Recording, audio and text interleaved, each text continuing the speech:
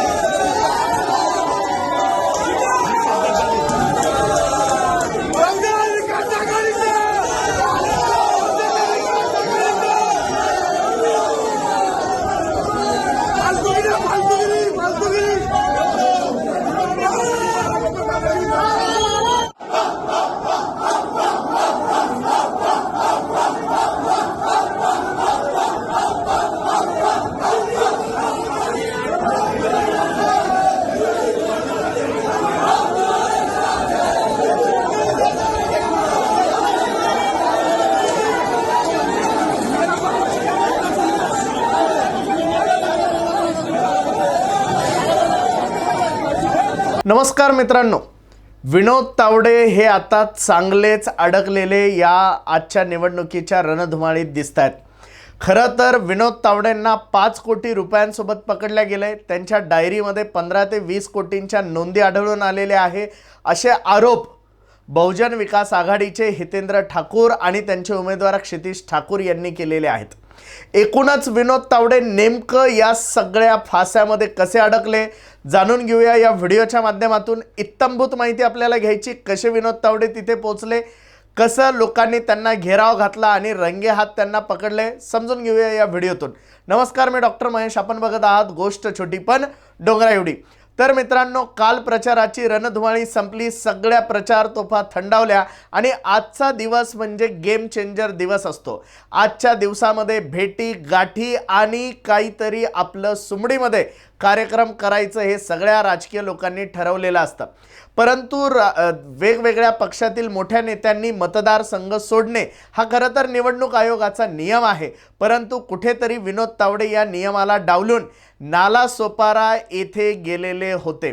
नालासोपारा येथे खरं तर राजन नाईक हे उमेदवार, भाजपचे अधिकृत उमेदवार आहे. त्यांच्या विरुद्ध महाविकास आघाडीकडून संदीप पांडे हे उभे आहेत, तर दुसऱ्या बाजूला बहुजन विकास आघाडीकडून क्षितिज ठाकूर हे या रिंगणामध्ये निवडणुकीच्या आहेत. मंगळवारी दुपारच्या सुमारास विनोद तावडे हे राजन नाईक यांना भेटले. त्यानंतर ते हॉटेल विवांतामध्ये गेले आणि साधारणतः 3 तास विनोद तावडे हॉटेल विवांतामध्ये बसलेले होते आणि कार्यकर्त्यांसोबत ते तिथे होते.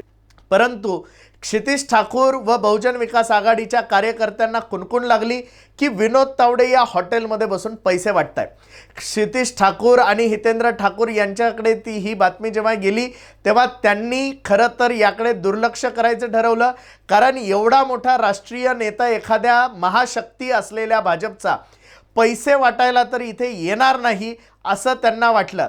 परंतु कार्यकर्त्यांनी नंतर काही वेळातच विनोद तावडेंना घेरलं. विनोद तावडेंच्या बॅगेतील पैसे उधळले. ते पैसे घेऊन हे कार्यकर्ते नाचताना, आरडाओरडा करताना, घोषणाबाजी करताना या व्हिडिओमध्ये दिसत आहेत आणि तिथून पुढे हा सगळा गेम सुरू झाला. त्यानंतर क्षितिज ठाकूर तिथे पोहोचले. प्रचंड राडा या हॉटेल विवांतामध्ये घडला. विनोद तावडेंनी सुरुवातीला या सगळ्या आरोपांचं खंडन केलं आणि त्यानंतर मात्र हे वातावरण तापत चाललंय.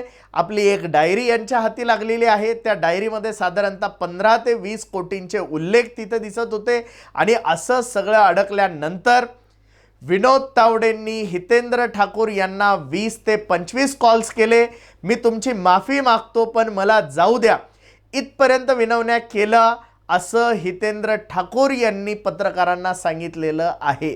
एकूणच काय, विनोद तावडेंना आता चांगलंच फासामध्ये अडकवलेलं आहे. खरंच विनोद तावडे पैसे वाटत होते का? विनोद तावडेंच्या डायरीत नेमकं काय हे पोलिसांच्या तपासाअंती जर ते तपास निष्पक्ष झाला तर लक्षात येईलच. परंतु तत्पूर्वी या प्रकरणाने भाजप आणि विनोद तावडे यांची मोठी नाचक्की झालेली आहे, तीही मतदानाच्या आदल्या दिवशी, म्हणजे मतदानाच्या तोंडावर. अर्थातच आता विरोधक याचं कोलीत बनवणार नाही हे आता अशक्यच आहे. त्यामुळे संजय राऊत असतील, सुषमा अंधारे असतील आणि इतर सगळे नेते असतील, ते आता भाजपवर तुटून पडलेले आहे. खरं तर निवडणूक आयोगाच्या आपण वारंवार या निवडणुकीमध्ये एक गोष्ट गाजलेली होती, ती म्हणजे नेत्यांच्या बॅगा तपासणे. मग जर विनोद तावडेंच्या बॅगेमध्ये एवढे पैसे होते तर ते निवडणूक अधिकाऱ्यांनी, पोलीस प्रशासनाने तपासले का नाही, हा सगळ्यात मोठा प्रश्न आहे. मग निवडणूक आयोग सत्ताधाऱ्यांकडे डोळे झाक करतोय का, हाही मोठा प्रश्न आहे. आणि ही निवडणूक पैशांच्या जोरावरती लढल्या जाते का, हाही मोठा प्रश्न आता या सगळ्या माध्यमातून उभा राहतोय. हा व्हिडिओ जर मित्रांनो तुम्हाला माहितीपूर्ण, अभ्यासपूर्ण जर वाटला असेल तर या व्हिडिओला लाईक आणि शेअर जरूर करा.